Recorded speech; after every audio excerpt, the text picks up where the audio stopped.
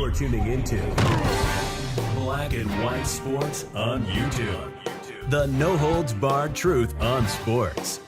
The main event starts now. All right, Black and White Sports supporters, let's talk about the Indiana Fever. We just got done with the game between the Fever and the Atlanta Dream, and my goodness, that got much too close for comfort. After Indiana had a lead, I believe, as high as 15 in this game.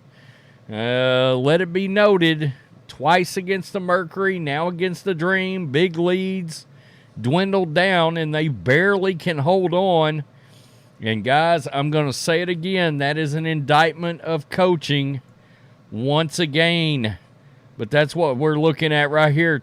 Kelsey Mitchell, 29 points, 7 rebounds. Caitlin Clark, 7, 7, and 19. She should have had 9 easy assists. She had 2 wide-open passes, drives to the lane down to Fambile in this game, and Fambile just missed both shots. I mean, just could not knock them down. There were wide-open layups to the basket, no dice. I don't get it. Sometimes the other players on this team, they're just not good enough shooters. Lexie Hull, a quiet night, but she started out on the bench. Once again, we had a situation where this starting lineup was released. Katie Lou Samuelson was in this lineup, and you can see right here, people started dragging Christie's sides right off the bat. Christie's sides' pig-headedness. Sides really doesn't give a F. I mean, it is, there's Hull right there. Nalissa Smith, I got to tell you, you guys know I was a big fan in the first half of the season, but I got to tell you, she's become a little bit of a liability on this team. Her offense is not very good. And, guys, we once again have an issue on this team. Once Caitlin Clark takes the ball and they drive down to their side of the court and she passes the ball away, her teammates have an issue giving the ball back to her. I can't remember it happening maybe more than once or twice or 3 times all night long. The ball just never comes back around to her. If she doesn't take that ball and create offense while she's got it in her hands, she can forget it. Everybody, of course, this almost became the story of the night right here, which was the ankle roll heard around the world that had everybody holding their breath for a solid about 10 minutes in this game. You can see Barstool, not Caitlin Clark, man. Hope she's okay. Absolutely, absolutely. Here we go right here. Of course, you know we got a little something for you here right here. Caitlin Clark goes over, and this was my favorite play from her all night. She drove to the lane, had a little floater. That was pretty stuff.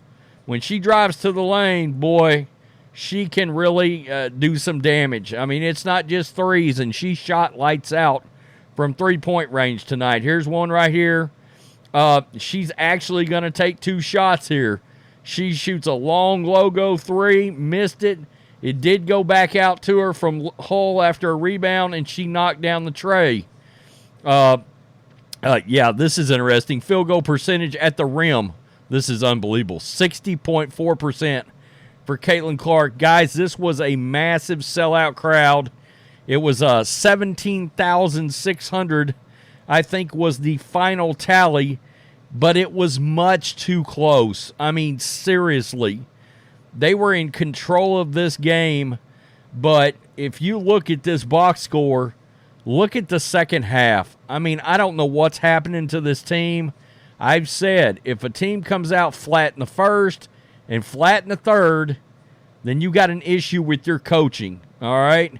And there were times in this game I was watching them, and I was like, wow, there is a real lack of energy from this team, a real complacency. They quit pushing the issue and pushing the envelope, and they get stagnant out there. Well, that's coaching, all right? That's nothing but coaching. And look, the Indiana Fever have a big 3. They do. And if you've got a big 3, you should be competitive with the top 3 or 4 teams in the league. Okay, I don't give a rip. You got Clark, you got Mitchell, you got Boston, but they're getting very little from the rest of their bench. You've still got this strange Christie sides Lexie Hull dynamic that fans are just going nuts about. Lexie Hull played her ass off on defense tonight, but she was an offensive liability. Nalissa Smith, she's missing in action now. She's out there. She's just taking a lot of fouls. Her offenses fell off. She's not grabbing boards like she was in the first half of the year. And like I said, Timmy drove to the lane twice, had great passes from Caitlin Clark, wide open for finger rolls, missed both of them. I mean, it was like, wow. And I got to tell you, I don't know what else it could have been that Caitlin Clark could have done to distribute the ball tonight. But I got to tell you, if Kelsey Mitchell has an off night, if Caitlin Clark has a more off night, this was a team that, in my opinion, I mean, they got 10 wins. The Fever's 14-16. And I see, when we talk about coaching, I see a team that tends to get up for big games. All right? The rivalry field games, they're playing against Chicago, they get up. They play against Diana Taurasi, Brittany Griner, they get up for the game. They show up. They play the Sun, they play the Storm, they got up. And then you get a game like the Dream against the Dream, and then it's stagnant. And I understand, look, it's a victory, that's great. But, I feel like this team is going to make a run into the playoffs. And maybe when they get to the playoffs, they will elevate. But I am concerned, all right? There's some things that has me concerned about this team. And I think it still centers and revolves all around coaching. And Christie side's coming up with the right adjustments, getting the team motivated, not letting them there's something about they don't let them push the envelope. They don't play with enough energy in every game, and I don't know what's causing that. But I always feel like something like that is going to be coaching, generally speaking, okay? The one other thing I will say about Caitlin Clark, I wish she would some of her biggest games start when she drives to the basket a lot, all right? Not necessarily the three. Drives into the basket.